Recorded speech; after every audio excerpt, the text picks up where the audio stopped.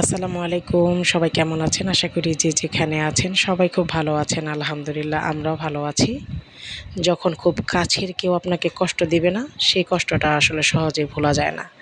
আর কেউ যদি সেই কাছের মানুষই যদি আপনাকে মিথ্যা অপবাদ দেয়, সেই মিথ্যা অপবাদের ফল সে নিজে পাবে। অবশ্যই পাবে, দ্বিগুণভাবে পাবে।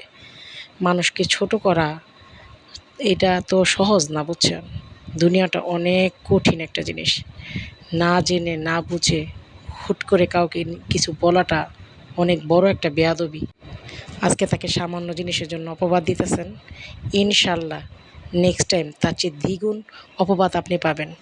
সে তো মানে সত্য তার সন্তানদেরকে মুখ দেখাতে পারতেছে, কিন্তু আপনি এমনভাবে অপমানিত হবেন, এমনভাবে মানুষের কাছে ছোট হবেন, অপবাদ পাবেন যে নিজের সন্তানদের কাছেও মুখ দেখাতে পারবেন না। ইনশাল্লাহ অপেক্ষায় রইলাম, কারণ আল্লাহ উত্তম পরিকল্পনাকারী।